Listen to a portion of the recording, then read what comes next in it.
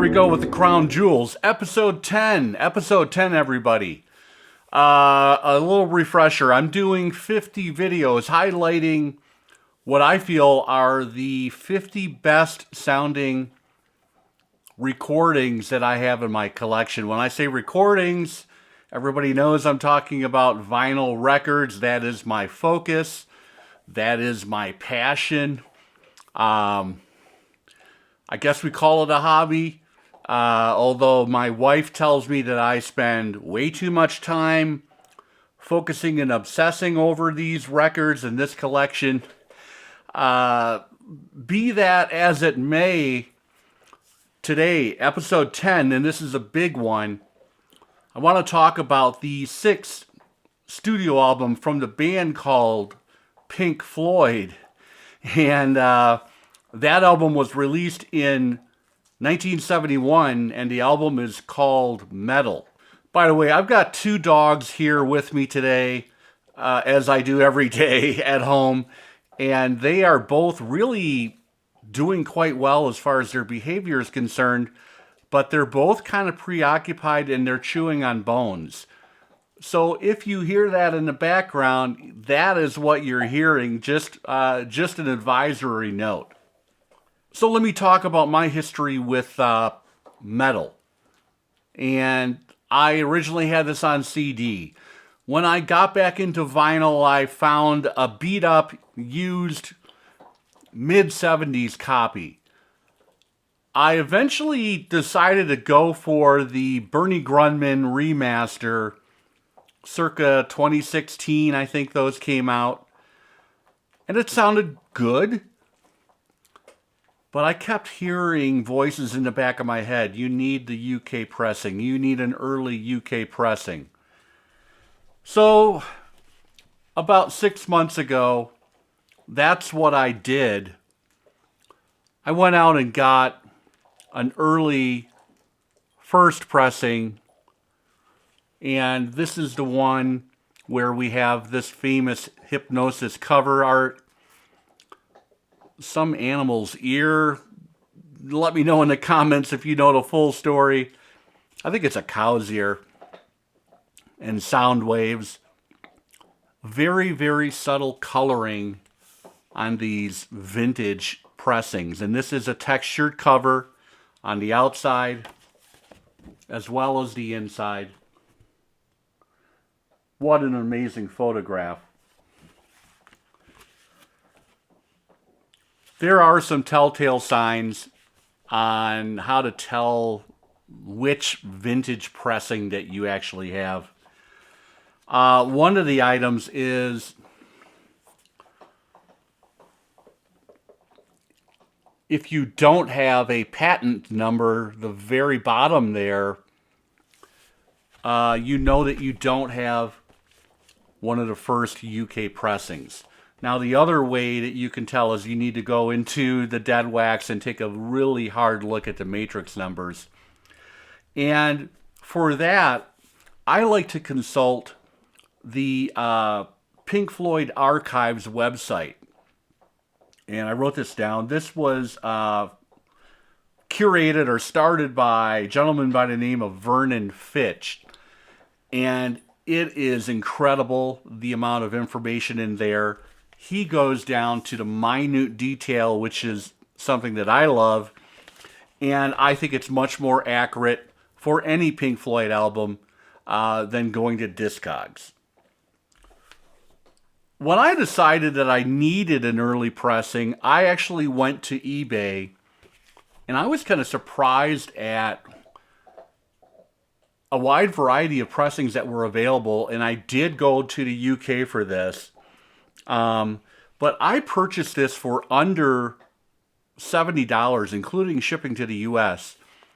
And I've been burned before on eBay transactions, particularly from the UK. I had a record, I think it was an XTC record that I purchased during the pandemic, right in the summer of 2020, and the record never arrived. I was able to get a refund, but I'm always leery about eBay overseas. And, you know, is the pressing correct? Is everything looking, does everything check out? Thank God everything checked out on this record. And we have that gorgeous Harvest label with the kind of green or yellow and then the dark green text. I've got the proper rim text above and below. There is the other side. Check this out, everybody. This thing is dead silent. It's in near mint condition and very, very affordable. I haven't checked lately to see what these are going for, but I want to tell you this is what I have. I've got an A4, B4, and if you go on the Pink Floyd archives, you'll see that it is down. I don't know if these are in chronological order or what, but this is kind of middle of the pack, the A4, B4s. Supposedly the Holy Grails are the 1Us. Instead of an A or a B, you have a 1U on either side. In all the research that I've done, you can get a bum copy of something that's not of 1U, like an early A4, B3 like I have, or you can have something that sounds absolutely amazing. To me, to my ears, on my system, this record, this recording, kind of, it makes me want to share the listening experience. I went on Facebook Marketplace, and believe it or not, I was like shopping around for used leather couches, because currently in my listening room I have one really nice leather recliner. But I thought, boy, wouldn't it be great to share this with some friends, have them over for a listening session, and I need more seating for that. So I was going on Facebook Marketplace and looking at comfortable leather couches.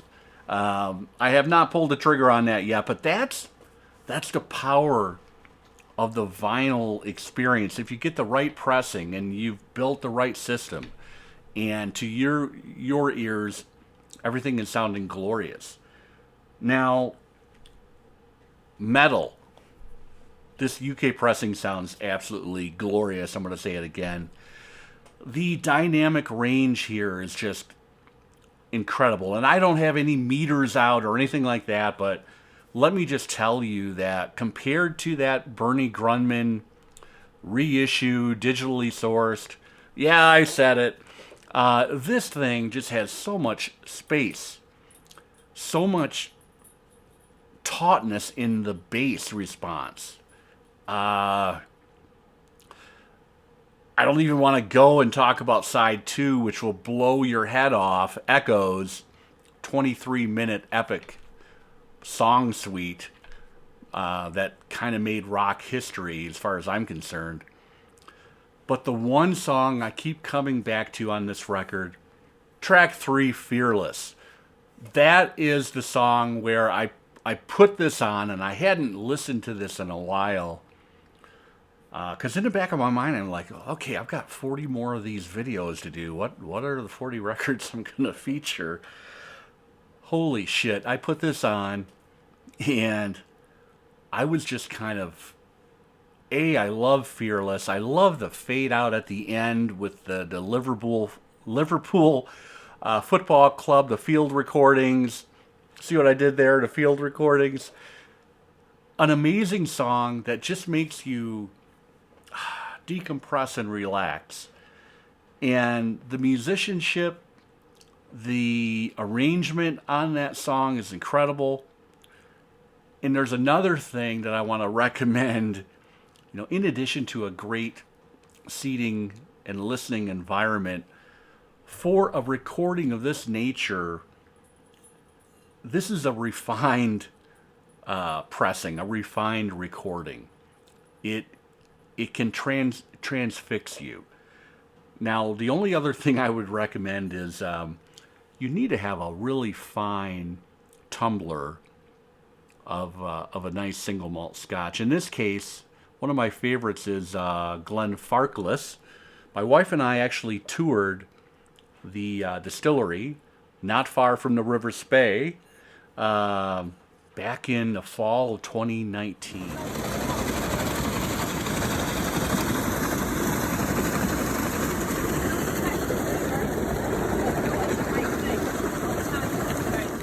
Year-old, 15-year-old, 21, whatever, from our core range, you're buying a marriage of lots of casks, otherwise known as a vatting. So what you'll do is you'll take lots of casks that have matured for at least the number of years specified on the label, if it does indeed specify an age. A lot of whiskies don't these days. And we'll vat them together. Now we do that on site. There's the big metal building you maybe saw out the window, that's our vatting shed. So there's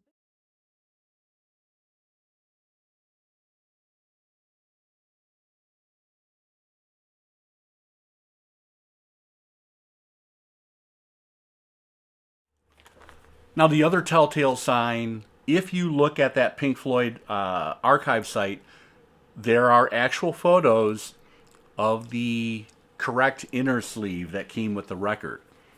And I have that right here in my hand, and everything checks out. Now, in addition to side 2 Echoes, and in addition to Fearless, I love One of These Days. What a way to start a record. And I also am a huge fan of Saint-Tropez, track number 4 after Fearless.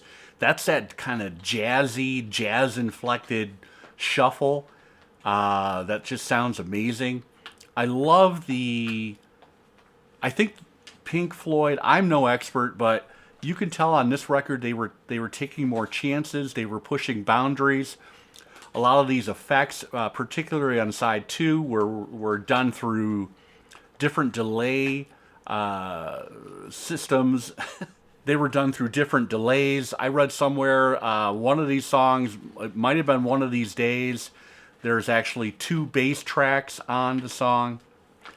It is a beautiful record, and really kind of was a line in the sand at that point in time for Pink Floyd, pointing towards what would be coming soon. One thing comes to mind, Dark Side of the Moon. I'm going to keep this short today, but I can't gush enough about this early UK pressing that I have of Meddle. You all, if you are a Pink Floyd fan, if you are a fan of well-recorded vinyl records, this is a must, I think. In my humble opinion, this is a must to have in your collection. Keep your eyes peeled at record shows. Do some shopping on eBay. Check out Discogs. Put this on your want list. Maybe something will come across the wire that is, affordable, relatively speaking. But for under $70 shipped here to Colorado, it was a no-brainer for me, and I'm so happy I took that step. Thanks, everybody. I will be coming back soon, maybe even this weekend. It looks like we're going to have some crappy weather. Hope everybody has a happy record store day. I'm looking for the Bill Evans record. I'm thinking about getting the Replacements live record, and maybe a couple other things. Oh, I want the Dean and Britta La Ventura record. Dean Wareham and his wife Britta. Well, I forgot her last name. Of Luna fame. Anyway, that's a cool record that I'm looking for. I think it's an RSD exclusive, and I think it only has 1,200 copies. So, not sure if I'm going to find one here, but it is on my radar. Talking too much. Take care.